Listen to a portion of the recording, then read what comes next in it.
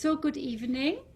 Again, I wanted to introduce Danjo-san in Hiroshima. Hi. And usually we do it like this, that we co-teach on these evenings. And I usually give it a start and then give a little talk and we do a meditation. And then Danjo-san takes over, sometimes with a talk, sometimes with a chant, with a meditation, whatever you like to do.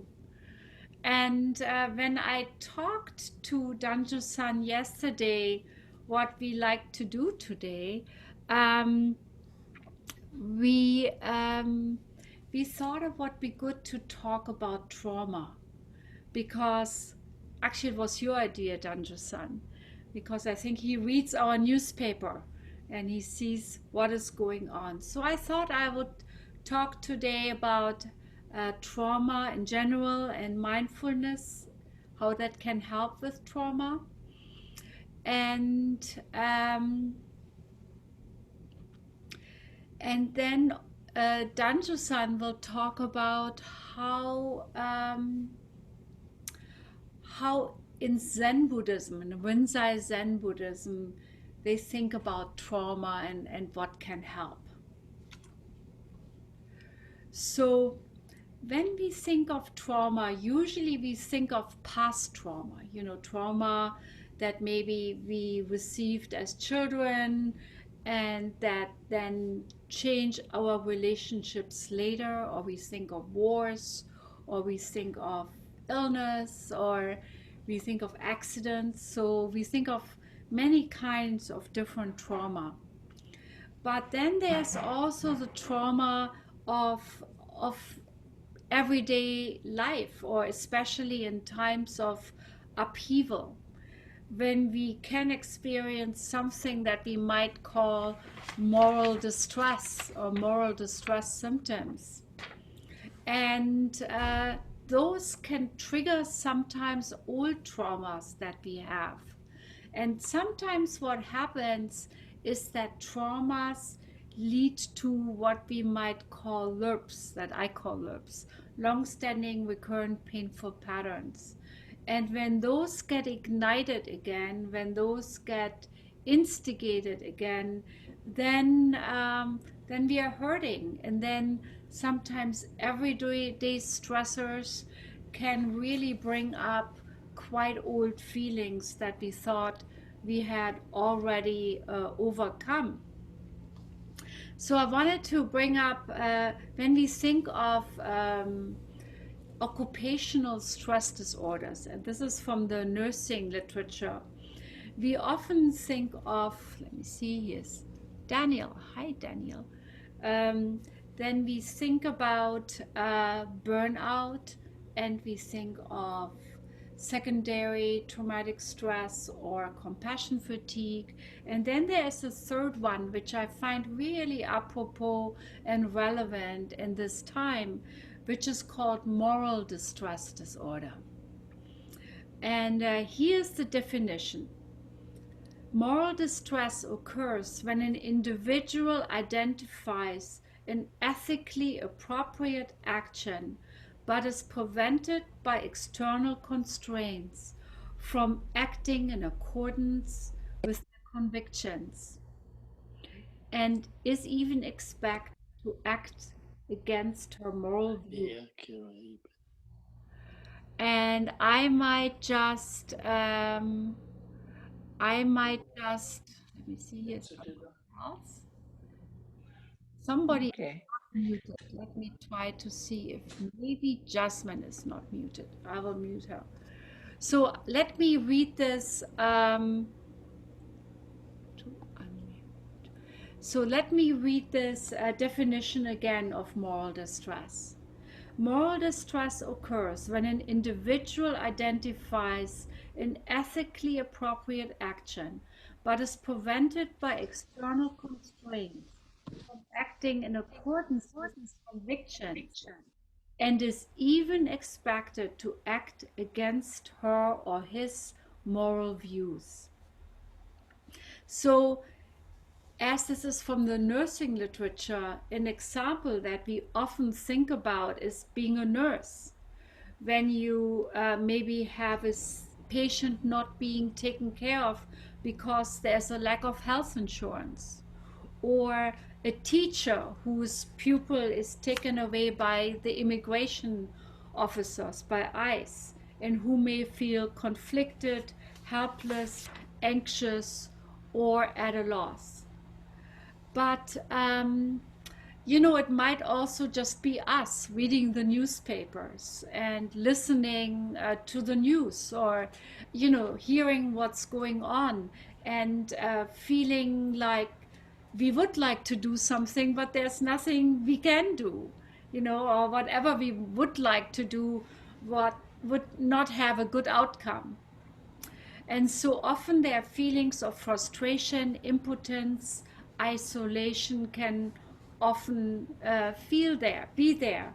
And then often people feel depressed or devalued or marginalized. And then there might be a great sense of moral distress. And individuals can feel anxious, confused, discouraged, or even hopeless. And often then old wounds from the past are getting reopened again. And that's where I wanted to come in. And, I have the privilege, I guess, to, let me just make this like this, to listen to 30 plus people in my office every week, and plus my families and friends and students. And that's so much of what I hear. People come in feeling numbed out, or feeling hopeless, or just having a hard time. I see Diana's mom nodding. Yes, it's true. And me too. And or not being able to sleep, or and some people are very able to compartmentalize, but that's kind of sad too, that we have to numb out, compartmentalize, just to be able to tolerate what's going on. I was just, I worked all day long, so I asked my husband, who just came from work at Cottage Hospital, what the news is, because I just haven't been able to catch up, and he catches up when he walks home up the hill. And he said, oh yeah, I think all or most of the people who killed Breonna Taylor were acquitted, and people are really upset. And so I think this is a sense of moral distress that we are experiencing. It's like, what can we do besides feeling the hurt and the hopelessness, and really kind of the sadness. So let me talk a little bit about trauma in general, because it's really underneath that, our old wounds are kind of being reopened. So here, trauma is a response to a deeply distressing experience or event that overwhelms our ability to cope. Trauma makes us feel helpless and diminishes our sense of self. And we can have all kinds of emotions, like contracted, or screaming angry or hurt or numb. And we may think that traumas are only a story of the past, but trauma continues to exist in the present. Trauma rewires our brain and causes us to experience the world differently. Here is one thing that the biologist Charles Darwin said: trauma is lived out in heartbreak and in gut-wrenching experiences. Trauma is lived out in heartbreak and in gut-wrenching experiences. And we may feel a sensation of dread and helplessness in our body long after a trauma experience has passed. And it influences our trusting relationship, maybe to another, but also to our world, to our society, to life in general. So often, and we talked about this at our last Solidarity and Compassion evening, we see in young people there's a sense of meaninglessness or apathy or outrage or just kind of discouragement, being at a loss. And so you might say I'm just reading from a book, but I'm not just reading from a book, I'm reading from my own book that I'm just writing, because there is a chapter in there. It's called At the Heart of a Long-Standing Recurrent Pattern is Trauma. So I'm plagiarizing from myself, just I wanted to clarify that. So often trauma manifests in the body, and that may be whether it's an old trauma or it is a new trauma. So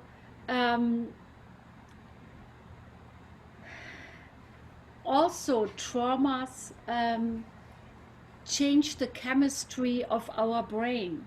But in our trauma, we might feel pain, or we might feel tiredness, exhaustion, or maybe a sense of confusion, or we might feel dizzy, winded, or just kind of drained, washed out, drained of energy. And that is something I have been hearing a lot from people these days. There's just the sense of exhaustion. People say, oh, I have to sleep longer. I just can't get out of bed. So there's that kind of experience. And also what often happens is that trauma catapults itself along family lines. There are these imprints caused by painful events experienced in families that are passed down through generations. It actually has even an influence on our genes, specifically the methylation on our genes. So for me personally, that's how our Solidarity and Compassion evening came about.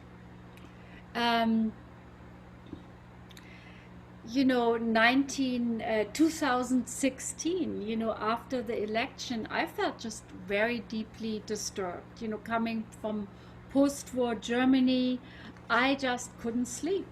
And so I thought, just sitting at home being frightened or depressed is not good. So maybe if I act and do something, I feel a little bit more of a sense of agency.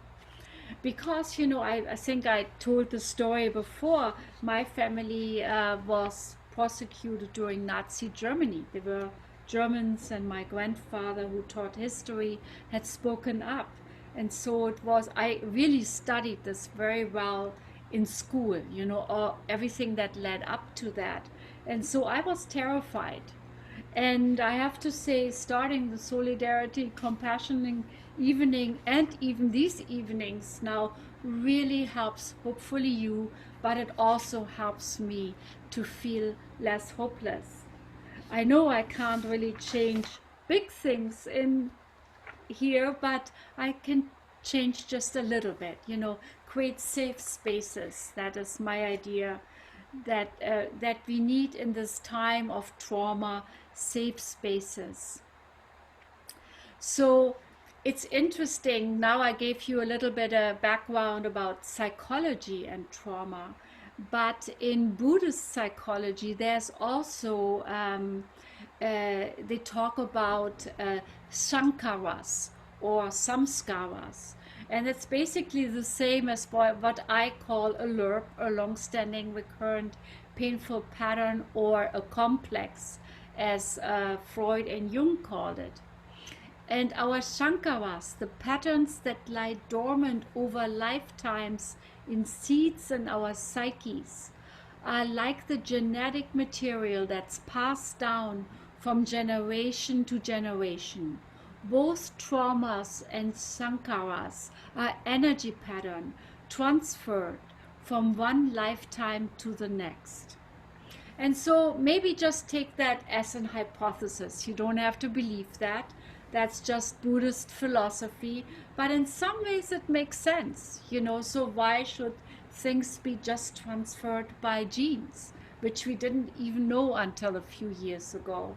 And it could easily be that experiences could be transferred through lifetimes. Or however do we know how this happens? And we could even look at this from a wider sociological perspective, when we not just consider our family, but our entire society, and how we respond to real or imagined danger. Maybe perhaps as a species, our past traumas are have deeply wired our instinctive responses to real dangers, perceived dangers, in our personal, communal, or natural world. And just imagine early humans that might have been like tribes people in the savannas in Africa, who were really scared. If a little human was left alone without its parents, it could be easily eaten within a very brief time. And so that's why I think we are hardwired, you might say, to pick up danger, to be afraid, to be kind of left out, or to be the underdog, or to be disenfranchised, or not protected by the dominant culture. And so I think this tribal history is like an immune response in our body and psyche that can sometimes leave us to react very strongly. And that's why our fear of illness, of death, of annihilation, of change that's unpredictable might be very strong and urgent. And so in that way, I just thought Danjo-san asked me to just talk a little bit about trauma, because you in the end of or towards the later part of our session will talk about it from a Rinzai Zen perspective. But mindfulness and compassion practice can really help us, because often what trauma does, it just makes us feel like we put our hand into an electric outlet and we got shocked, or there is this sense of unwellness in our body, or a change of temperature, or sleep is disrupted. Right now people have crazy dreams. I work a lot with dreams, and I have to say, I probably, with my 33 clients a week, I probably get 15 to 18 dreams every week. It's amazing. It's like so much more than what I usually heard. And it's quite fascinating and frightening to hear what the collective psyche, Jung talked about the collective psyche, is experiencing at this point. So mindfulness, first, it helps to have a practice. We talked a few weeks ago about how important it is to have a ritual, to have a ritual, whatever it is, of prayer, like Yoli, you talked about the rosary, or sitting every day, or both, or whatever, or going and hugging a tree. I think, Daniel, you told us about that. So that that is really important. And so just the practice of sitting every day or meeting once or twice a week, or some people are here 3 times a week in our groups, that's also a ritual. That's a community that is giving some predictability and some safety. And then mindfulness meditation helps us to be aware, to not numb out, and not to go too crazy in our ruminative or circular thinking, and to maybe bring ourselves back to the body over and over and over again. And also, it allows us to practice compassion for ourselves and compassion for others and compassion for our human species, we are all in a way frightened humans. That's where we come from, somewhere the savannas of Africa. And we try to respond to real or imagined danger in this or that way. So that kind of empathy is really important. And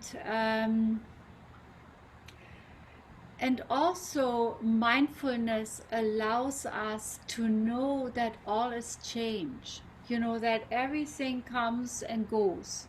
And that doesn't mean we should detach, but we also know that life flows on and we can only do our best in the present moment. And mindfulness also gives us a sense of refuge. The Buddha called it the refuge in Buddha, Dharma, and Sangha. In the experience, you could say the Buddha, the person, or the Buddha, the experience of Buddha nature that we all have, the experience in the field of awareness. And then the teachings that lined out over 2,500 years, what helps. And then the Sangha, the community. And I have to say, in some ways, teaching is a good trick for me. It makes sure that I come to meditation because I know you will be here, so I cannot not come.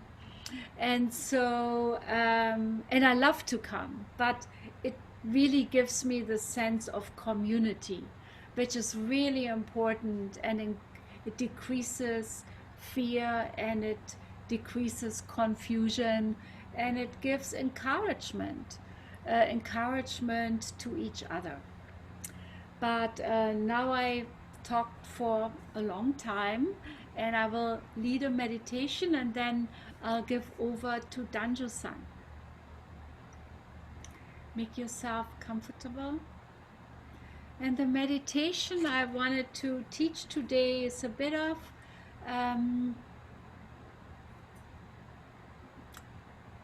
mindfulness of breathing, resting in the field, and then a compassion meditation.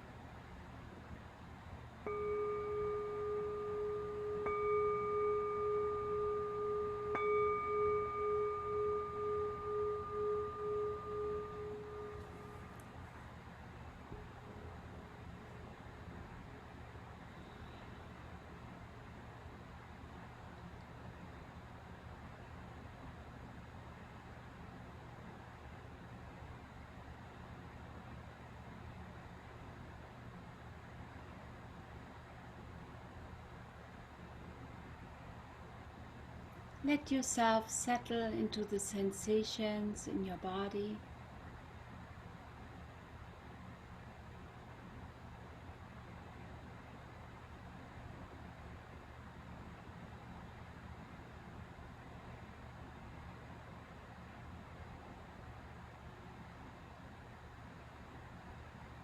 Notice the touch between your body and the chair, the ground.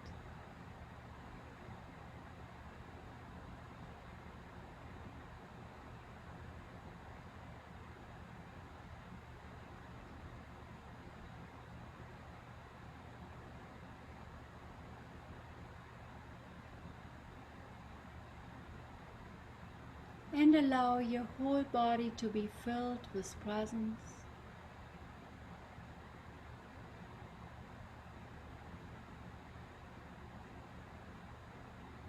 Notice the space within and around you.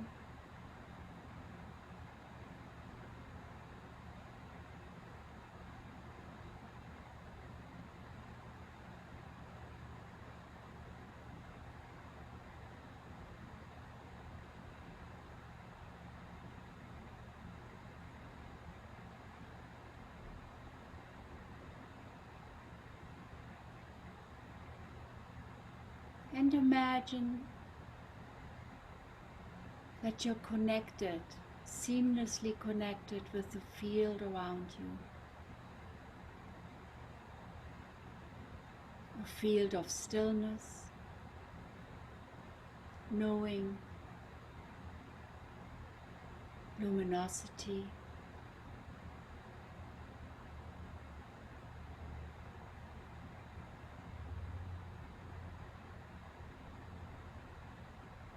spaciousness.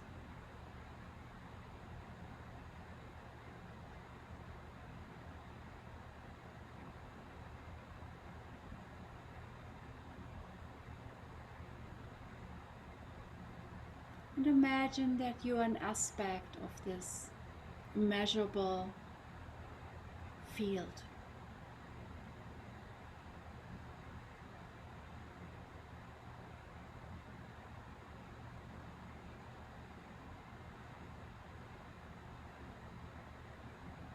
Boundless, limitless.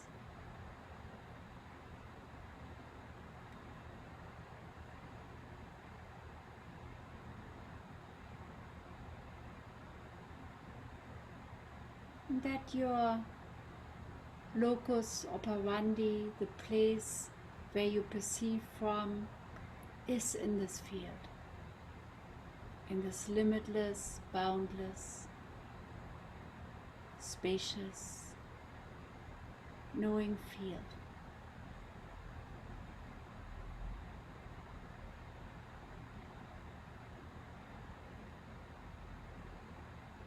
And from the perspective of this limitless, boundless field, notice your body.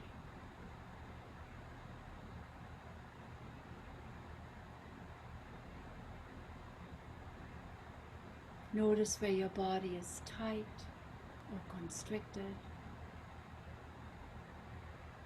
where there's a sense of heaviness, where there might be tightness, where there might be exhaustion.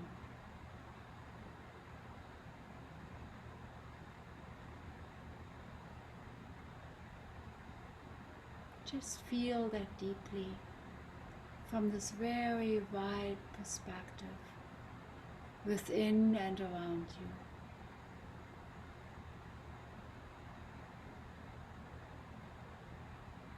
And feel those body feelings with kindness,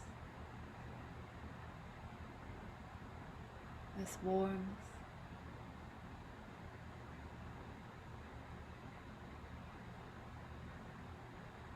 with understanding.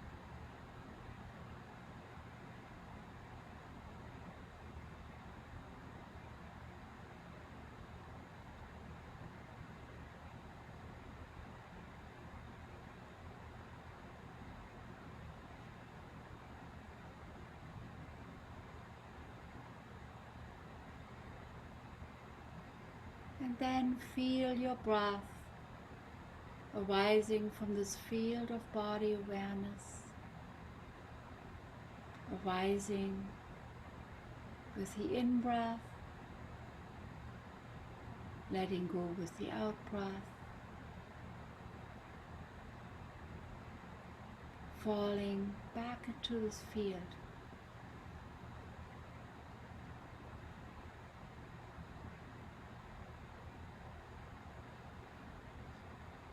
feeling the sensations and movements of your natural breath.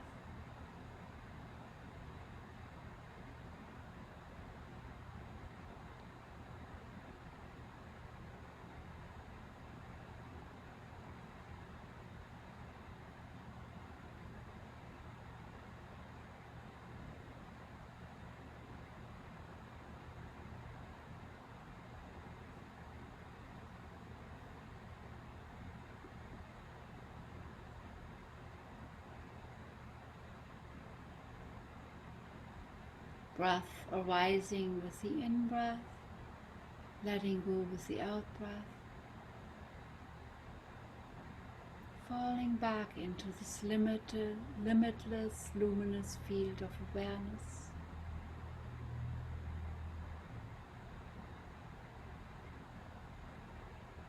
And the natural breath brushing in again.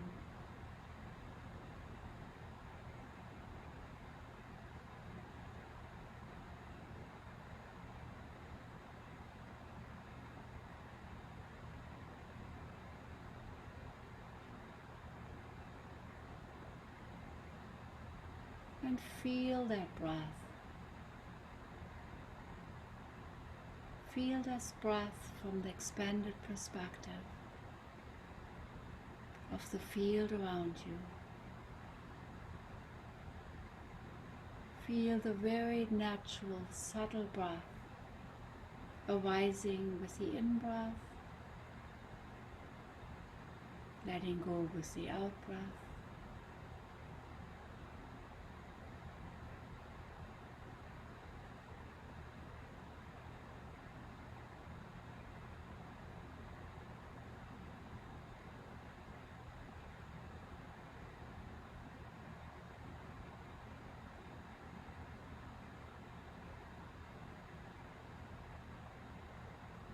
And feel what it's like for your breath to brush through your body, through your heart.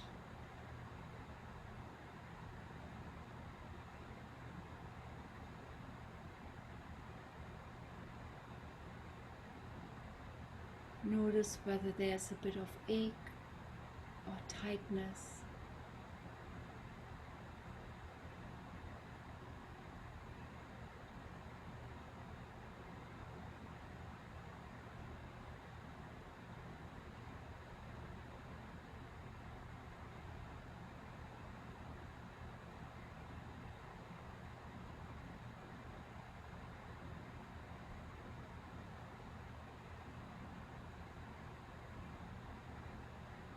And from this vast, limitless field, knowing field of awareness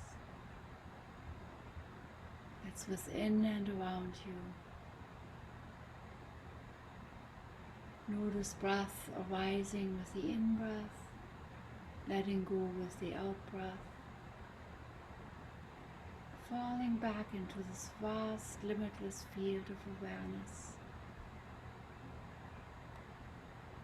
for the next breath to brush in naturally.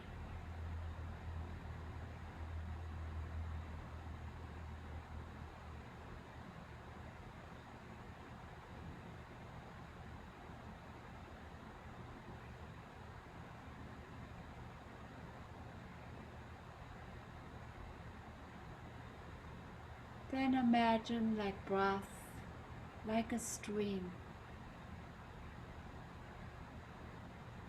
rushes through the area of your heart, flows through it.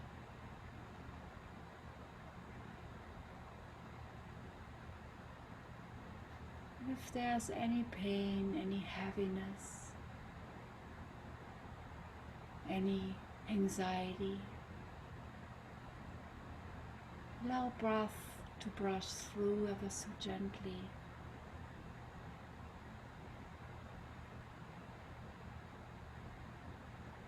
Washing through the area of your heart. Breath arising out of this vast, timeless, boundless field of awareness and falling back into it.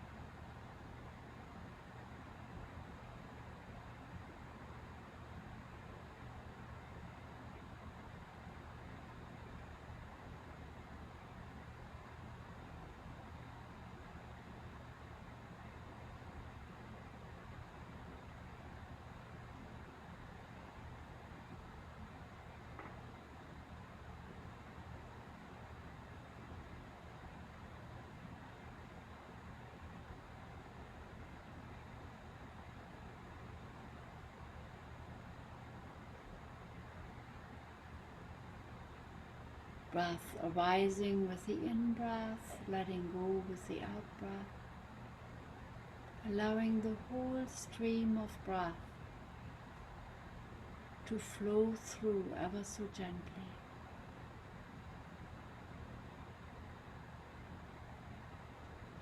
Washing with it the debris of fear, of contraction, of sadness.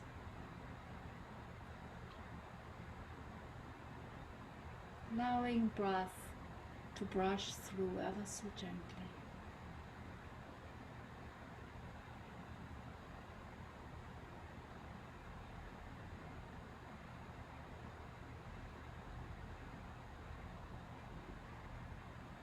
And notice breath breathing from this very wide, limitless, boundless perspective of awareness.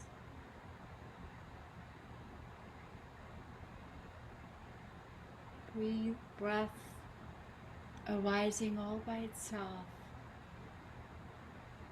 and falling back into this vast, limitless field.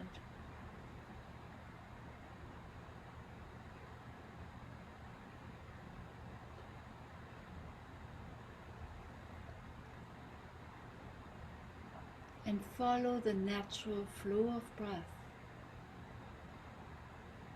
And allow your body, your heart, your soul to be breathed.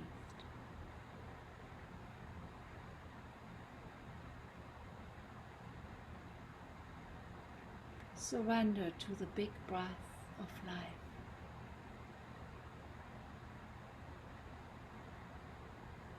Or like Henry Miller said, may my little heart beat in unison with the big heart of the world.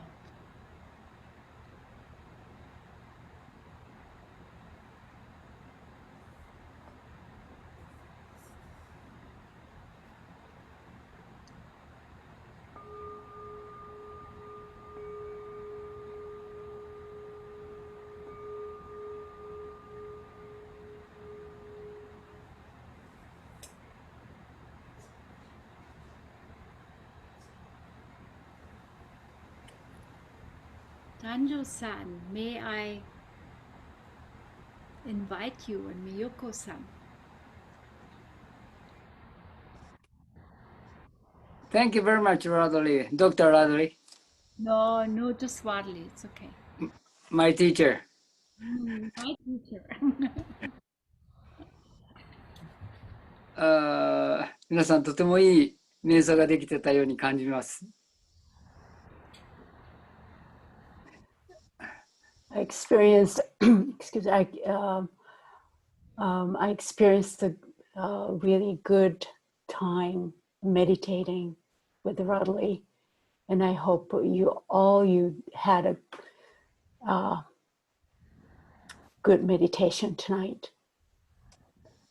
そう、自分を忘れるというところが瞑想の一番いいところですね。One of the best part of meditation is forget yourself, forget ourselves. それは私たちは朝起きるとですね、まず朝日とともに、これは私のお家だ、これは私の家族、これは私の車、私の何々という私から始まりますけれど。So when we wake up from our sleep and in the morning with the sunrise, notice I woke up. This is my car, and this is my desk, etc., etc. Everything is my or I. そうで、私から始まってのスタートになるんですが。So it begins with, the day begins with I. でもこれから皆さん、サンタバーバラ夜を迎えられると思いますが、夜になるとだんだん自分を忘れていきます。So I assume Santa Barbara is a nighttime in the evening, and when we get later tonight, beginning to forget or beginning to be away from I or my. 11時か12時ぐらいにはもう皆さん深い眠りの中に入りますね。So I assume all of you, maybe you go to bed 11 o'clock, maybe 10 o'clock, and you're gonna sleep. でも深い眠りの中に入ると自分というものがなくなりますから、皆さんの So 中にあるこれは私の子供、これは私のお家、これは私の旦那様、全部忘れてるはずです。So when we get sleep, get into sleep, this I or my is kind of a little by little loosen up and going into the realm of absence of I or my. そうですね。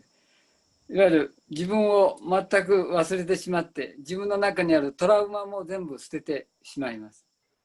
So it's in a way of saying that even absence of I or my or me, even including perhaps name of trauma, word of trauma. そう、また朝起きてくると、目が覚めてくると、あ、これは私のお家、ここは私の住んでる場所というふうに私から始まります。So again, next morning, when I woke up from my sleep, begins with I, my, me. This is my house. This is my kitchen, or etc. It begins with that. そう、私も同じ繰り返しですね。皆さんも同じだと思います。I do repeat this, and I assume all of you are repeating same. When you get up, begins with the I, comes up, my or me, and then go to sleep. And this kind of loosening up, going into the realm of a free flow space. そう。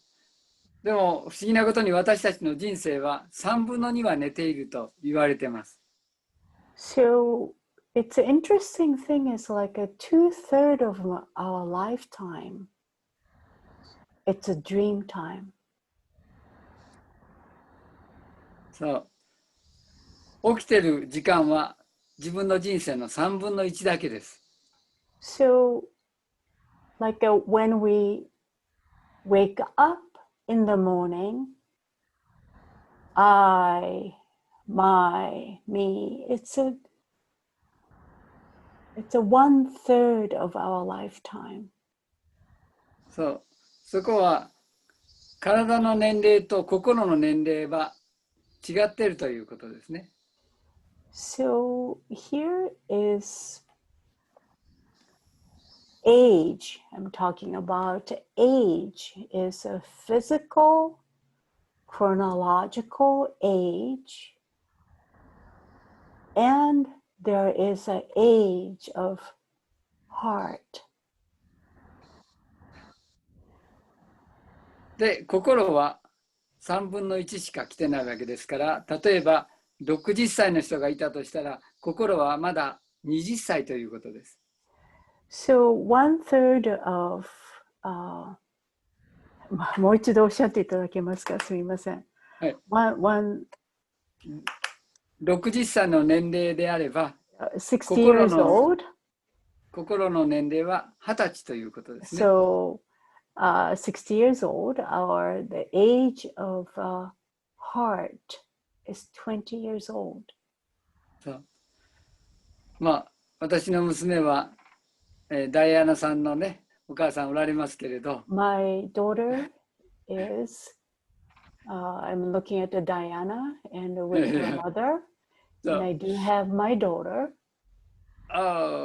私のダイアナはもう大きくなって、ね、20歳の時、私のダイアナは20歳になったというふうに言ったとしますね。So what if I'm kind of bringing you, Diana, as example. Like it would say, what if my もう一度私の娘が20歳になって、そう、まあ、30歳でもいいです。Yeah. 私の娘が30歳になった。でも、So, ダイアナさんの心の年齢はその3分の1の10歳ということです。so what if Diana is now 30 years old? Sorry, 30 years old, but her heart, the age of heart is 10 years old. それは心の年齢ですね。So it's the age, using the words of age to little bit of to give you understanding that is age of heart. そう。でも仮にお母様が、60歳だったら、お母様はまだ心の年齢は20歳ということです。So Diana's mother, what if 60 years old? I assume like a little bit younger, but 60 years old, and Diana's mother's the age of heart will be 20 years old. Yes. うなずいておられますね。私たちの心はもっと若い年齢で生きているということに感じてほしい。So why I'm talking about the age of heart is this here is the focusing your heart age of your heart, younger, youthful. でも今度は瞑想に入ると年齢は関係なくなります。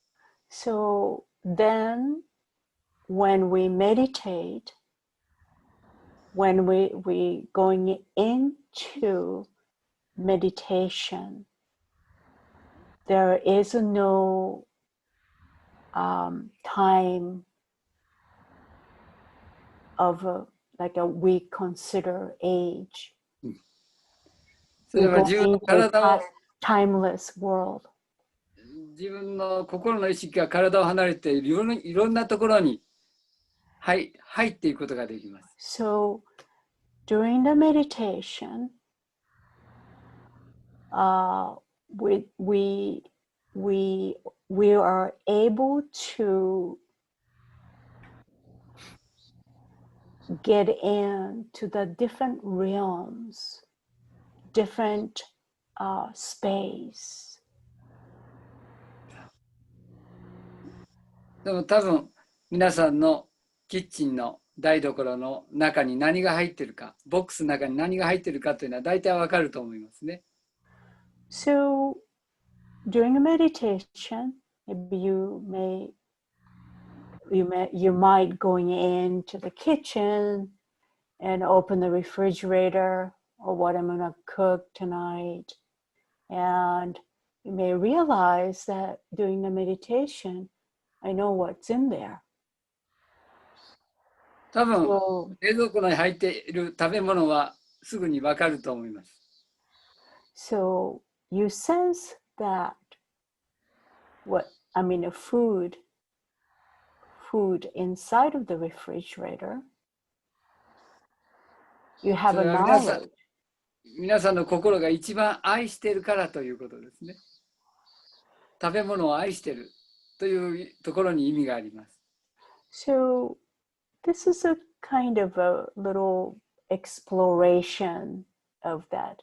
Why you go to the kitchen, when you open the refrigerator, doing the meditation, you're meditating and you know what's in there, but underneath of it, like this, you are into the realm of this, and it's more loving, love to go, and love to look at the refrigerator.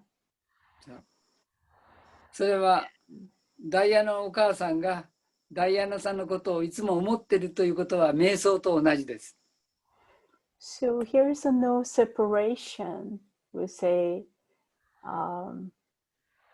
Diana and her mother, and there's no difference of the meditation period because Diana's mother loves Diana, her daughter, always. So, There's a love, flowing, love is just present between them. ダイアナさんはいつもお母さんは私のことをいつも感じてくれている、愛してくれていると思っている、その心も瞑想と同じです。So here is the same. Our heart during a meditation and Diana experience, my mother loves me.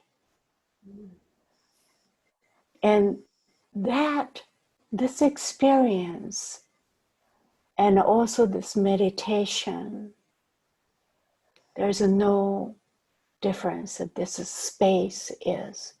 There is no boundaries between that space. それは一つになっているということですね。So this refrigerator experience would say, love. Yeah, I love this. My favorite piece of cake is in a refrigerator. Love it. It's similar to the experience of the Diana experience. My mother loves me. And this is a oneness with oneness, experience of oneness. でもそこのところには年齢は関係ありません。So here comes again. So we will say 60 years old, 30 years old, and 40 years old. There is no age in this space. はい。まあ私が最後言いたいのは、トラウマというのを乗り越えるためには愛が一番必要だということですね。So here's the lastly, I make a point in the trauma that is a kind of a broadly, kind of described the helpful way. And this expanding this space, like, my Diana's experience, my mother loves me. It's a moment. Or I love this. So this is an invitation, the cultivating little by little of this realm or space, timeless place, to little by little expand. Doing a meditation, or even you are not sitting, looking into your heart, little by little, remembering of love, something, maybe nature, something, Danielle's experience of the, oneness with a tree. Find that connection that brings you up a oneness, experience of oneness.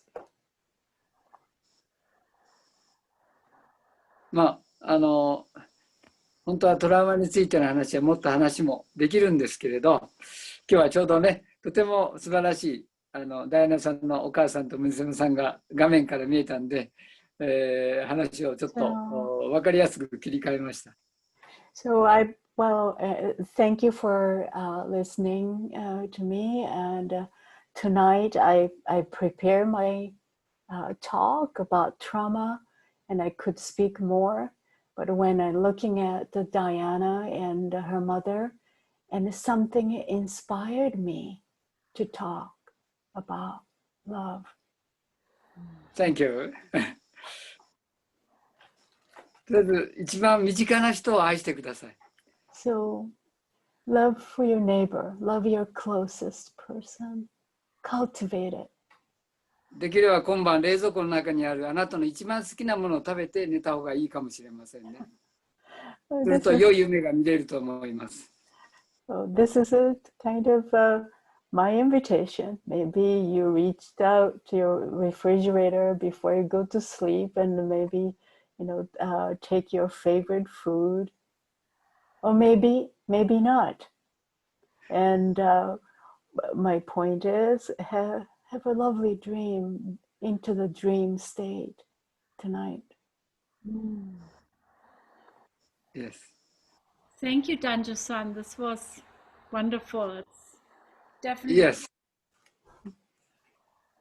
was like a good medicine for the heart. 何かギフトが欲しいと思うならば、愛することです。If you wanna receive something as a gift, love somebody, love something. そうです。You know, it made me think, Danjo-san, maybe we should do sometime a half-day retreat just on love Love. in times of change. Yes. Something like that. Let's do it. We'll plan it. 最後にマントラ。You want to sing a mantra? Mantra, あ yeah. と、オルトスートのマントラ。Oh, good. This is Sanskrit. ガテ、ガテ、パラガテ、パラサムガテ、ボディスバハですね。Right. Okay. Me is so shall we go? Shall we feel? And so compassion place, love place. This is mantra. Okay. No.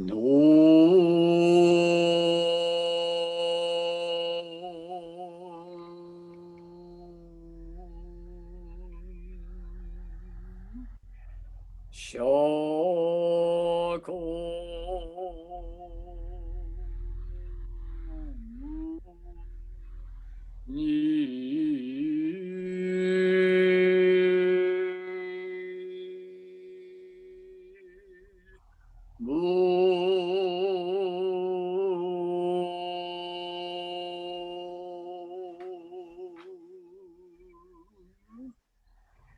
Gate, gate, paragate, rasamgate, bodhisva.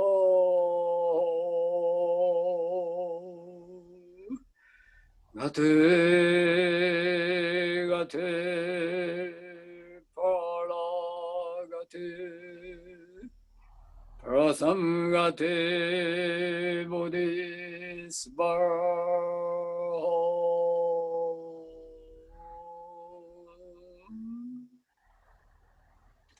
Thank you. Thank you, Danjo-san. Yeah. I was wondering if some of you might like to comment or have a question or, you know, anything to contribute. It's always lovely to hear. You just have to unmute yourself. Yes. Diana, would you unmute your mom? Yeah. Okay. I wanted to say that every time I've had this experience, what's his name? Danjo-san has always been such an inspiration. And it was an honor for him to conclude us this evening. Very nice honor. Thank you. Thank you. Oh, thank you. Could we hear your name, Diana's mother? Oh. My name is Louise. Louise. Hi, Louise. Louise. Hi,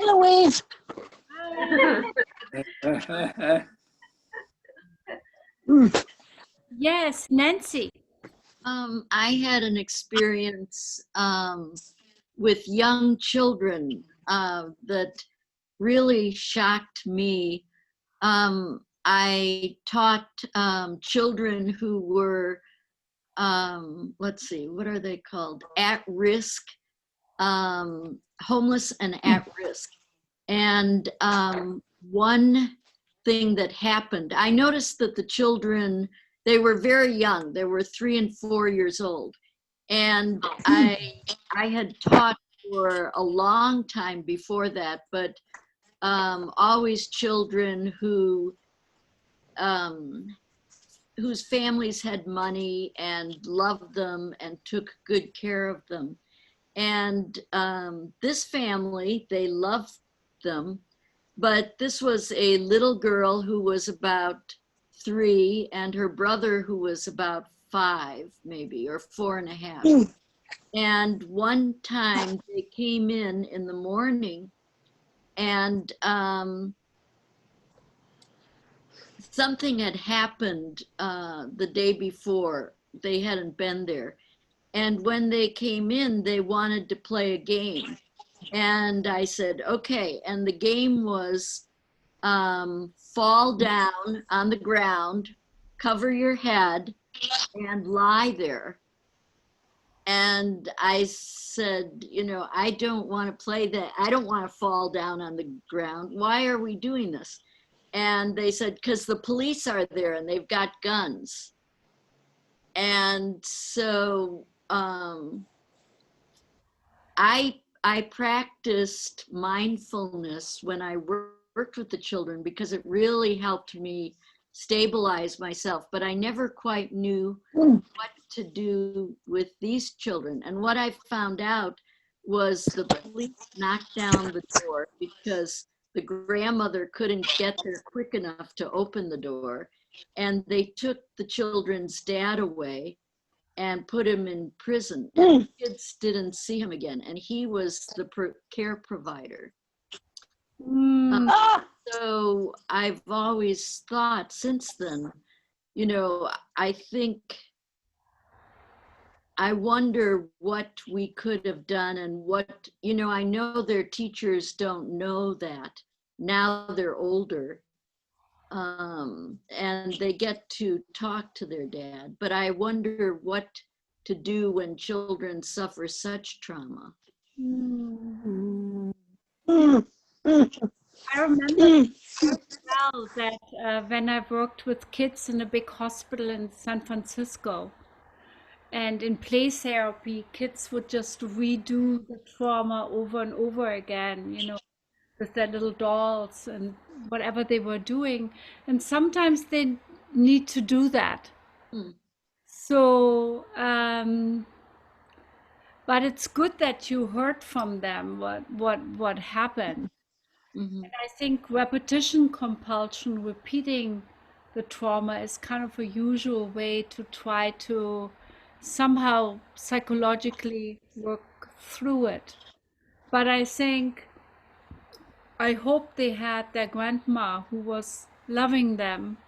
And I think what you experienced is what I called in the beginning moral distress symptoms. You know, you had these moral distress symptoms that you feel, I don't know what this dad did, but this is wrong, you know, just to barge into the house and with guns, you know, without knowing who's there, you know. And so I think you experience what I talked about in the beginning, this moral distress disorder where we feel something is ethically wrong that's happening, but we feel helpless to change something. And so I think some of it is good self-care, getting support for yourself, and you know, I do hope that there were other care providers and social workers and whoever to help, but it's just heartbreaking. So thank you for telling us the story, because we know right at this moment there are so many kids like that, not even thinking of the kids at the border, you know, that are in these little cages. So I think maybe we can not, we don't know if it does anything, but in a way include them, all those kids, in our circle of well-wishing. It's kind of like almost a bit like Tong Len, you know, with the in-breath, may I be well, with the out-breath, may all the children be well, may I be well, may all the children be well. Sometimes that really helps. And you know, and then there are so many things we can't do. And it is heartbreaking. Thank you, Nancy. Anybody else like to add something to this? Yes, but I have no lights. I know I it's, only have a candle. So can you hear me or see me or whatever? can't see you, but we imagine you. Good for you, Roddy. I wonder when you talk about, I'm a queen of compartmentalizing. I do it very well. And at the same time, I use my love of nature and love of gardening as a heartfelt passion. And at the same time, we talk about, you know, well, am I really compartmentalizing to the point where I'm using my gardening as a way of compartmentalizing and not having to deal with it? That's my question. Oh, that's a wonderful question. I think let's be grateful that there's nature. And I think life would be hard to tolerate if we didn't have nature and animals and friends and family and sunflowers. I was just thinking, I have here just right in front of me this beautiful sunflower. Here it is. Yes. So it really helps. So I think more gratitude is in place, because I think nature is somehow, you know, awareness, the field of benevolence happens in many different forms. And I think nature is one of them. So enjoy nature. And I do. And I might add, I have no electricity right now. That's why it's candlelight. all right. Well, I'm glad you spoke up anyhow. Yeah. I just remember you, Daniel, telling us about the tree once that you meet a few times a week.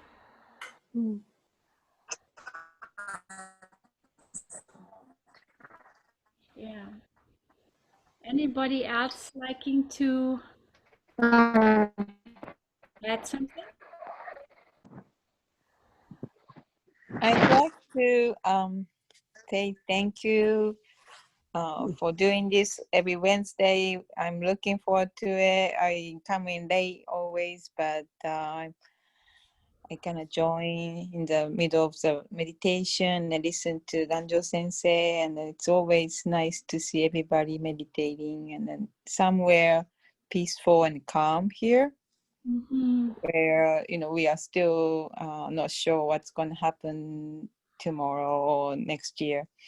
But one thing I wanted to kind of report, like a state of us doing.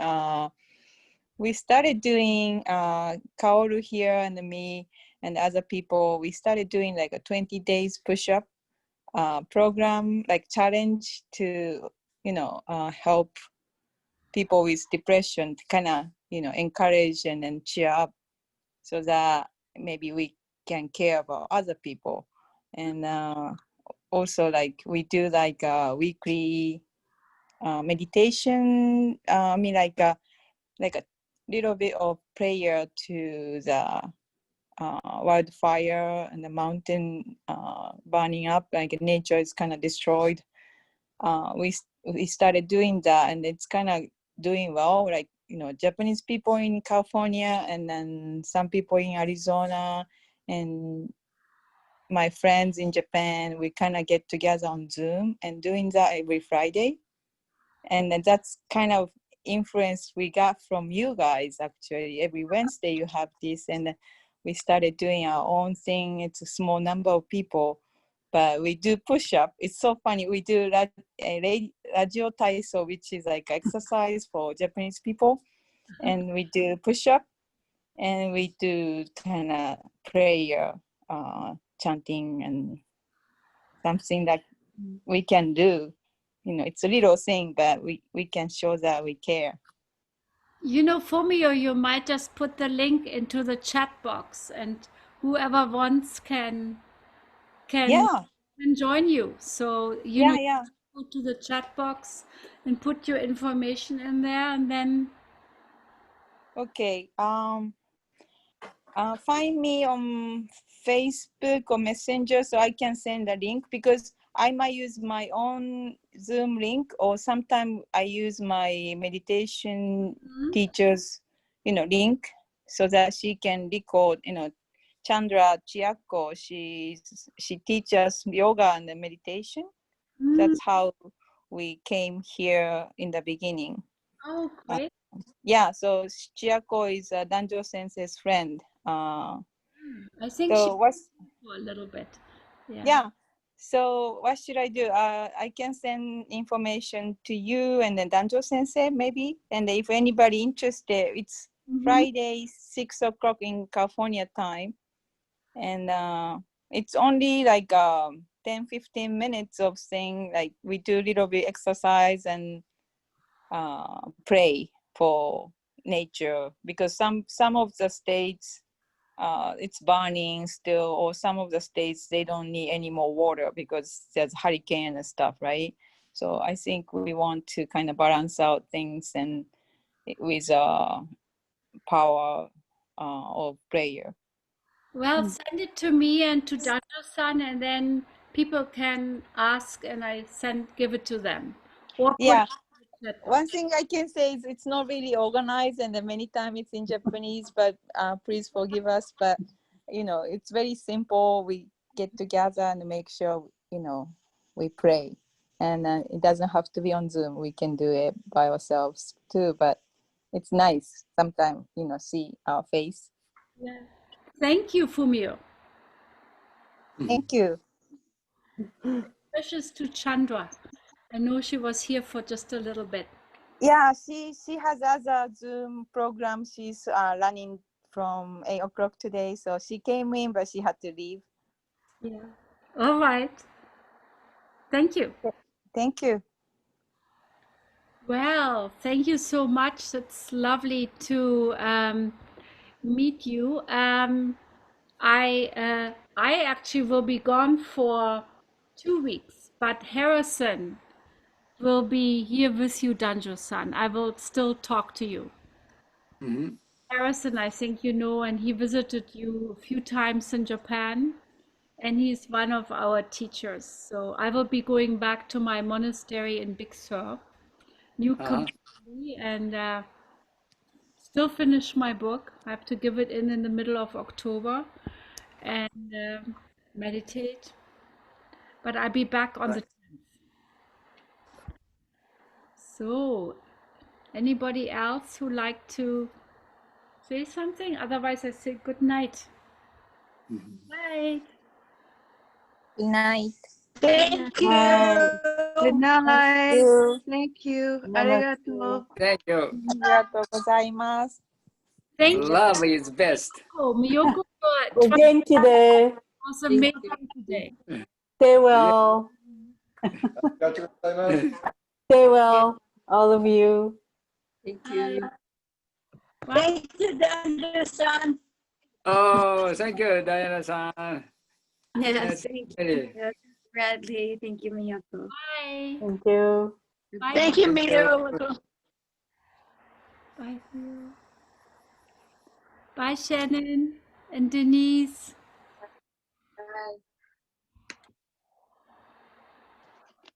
Bye-bye. We're gonna miss you. Bye. Bye. Bye. Bye, Sarah. In the dark. Thank you, Danjo-san. Thank you very much. Wait, so I will talk to you about next week. All right. All right. Thank you. Bye. Yeah. Good night. Bye. Good night.